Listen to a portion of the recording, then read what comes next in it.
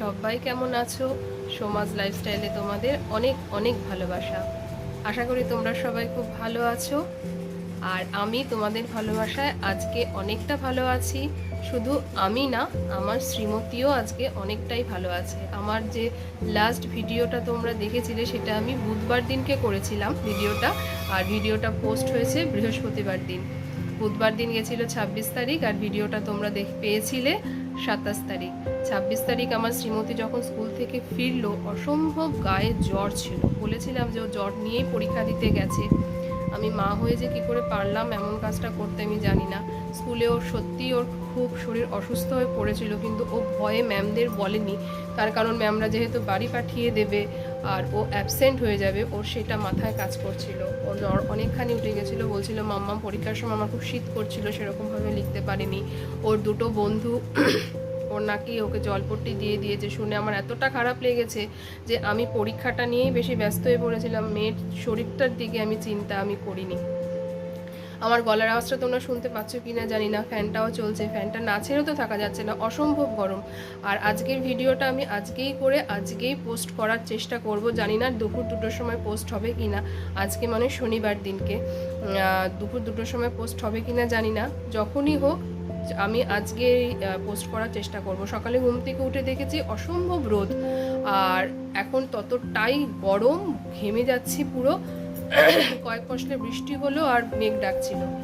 তো এটা গেল, বাদ দাও আজকের কথা। যেটা হলো গিয়ে মেন কথা, শ্রীমতী তো আসলো বুধবার দিনকে।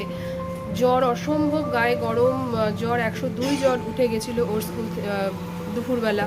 তো বিকালবেলা আমার কর্তামশাই বললো চলো ওকে ডাক্তারটা দেখিয়েই নিই, কেননা এখনকার যা ওয়েদারের অবস্থা, পরীক্ষা ছেড়ে দাও, 2 দিন না হলে দিতে পারলো না, কিন্তু নেক্সট উইক থেকে যেন পরীক্ষাগুলো দিতে পারে, কোনো প্রবলেম না হয়।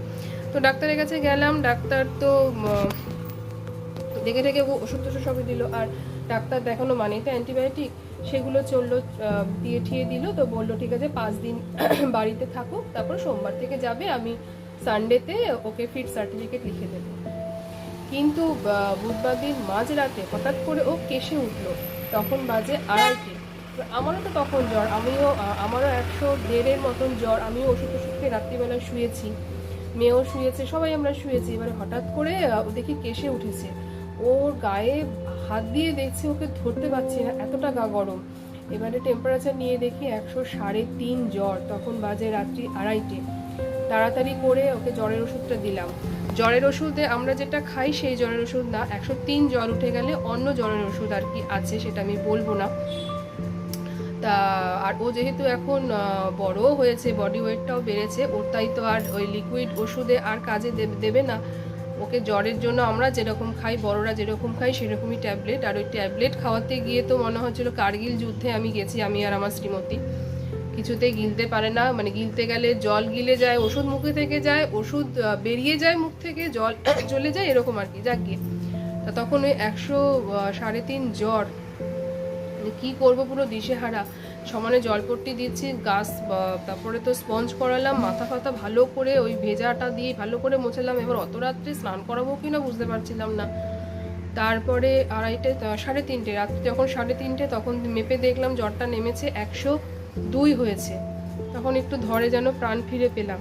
তারপরে যখন ভোর 4:15 তখন দেখলাম ওর ঘাম দিল শরীরটায়। তারপরে আস্তে আস্তে জ্বরটা কমলো। তারপরে গিয়ে 4:30 4:45 নাগাদ গিয়ে ও ঘুমালো, আমিও ঘুমালাম। এটাতে গেল সেদিনকার কথা।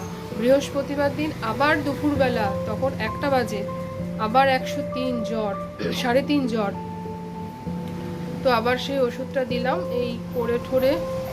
তারপরে আমি বৃহস্পতিবার দিনকে ডাক্তারের কাছে আমার বলেছিল ডাক্তার যে একটা রিপোর্ট করতে কিরকম থাকে না থাকে।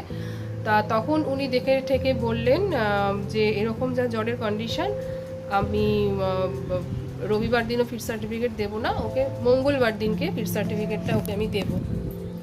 এই হলো গিয়ে কথা। তবে এখন শ্রীমতীর জ্বরটা এখন তোমাদের ভালোবাসায় ঠাকুর যেন করে সেই হাই ফিভারটা যেন আর না আসে। আমারও কালকে অবধি 100 জ্বর ছিল, আজকে অবধি এখনও জ্বর আসেনি। আর আমার শ্রীমতীরও কালকে রাত্রি 3টের সময় দেখলাম 100 জ্বর। তা যেটা জ্বরের ওষুধ সেটা দেওয়া হলো।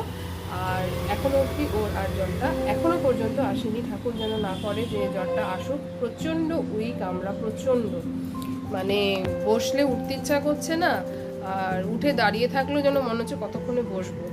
ওই যে মুন্ডু আর ওই ভাঙাচোরা আমার মোবাইলটা নিয়েও এখন বসে আছে। যখন একটু শরীরটা ভালো লাগছে ওর বদমাইশিগুলো বেড়ে যাচ্ছে, আর যেই ওর শরীরটা এরকম হয়ে যাচ্ছে গিয়ে আবার শুয়ে পড়ছে। তবে কালকে একটু বই খাতা নিয়ে বসেছিল, আজকে সকালেও বই খাতা নিয়ে বসেছিল। আমার ইচ্ছা আছে আজকেই দেখি, হাই ফিভারটা যখন আর নেই আজকে যাব ডাক্তারকে ফোন করব যে আজকে উনি বসবেন কিনা দেখে যদি ফিট সার্টিফিকেট আজকে বা কালকে যদি লিখে দেন তো সোমবার থেকে দেখি স্কুলে যেতে পারে কিনা, দেখি কি বলেন, ফোন করে জানবো। তো যাকে আমি তো আর খুব একটা জিনিস আমার সে লেগেছে, আমি না কারোর ভিডিও ওই দিনই দেখতে পারিনি, কিন্তু আমাকে বিশ্বাস করে তোমরা আমার ভিডিও যারা দেখে গেছো, সত্যি আমি মানে কি বলবো বলো তো, তোমাদের সবাইকে এক আকাশ ভালোবাসা জানালেও খুব কম বলা হবে যে আমাকে তোমরা বিশ্বাস করেছো।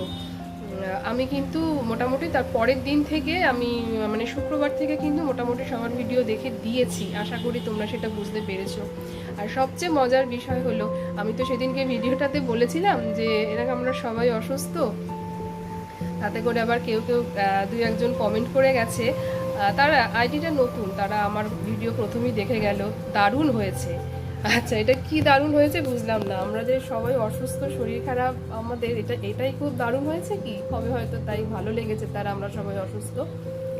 আর একজন লিখেছে যে প্রথমবার আসলাম খুব ভালো লাগলো, যাকে প্রথমবার এসেছে আমরা অসুস্থ শুনেছি সেটা তার খুব ভালো লেগেছে।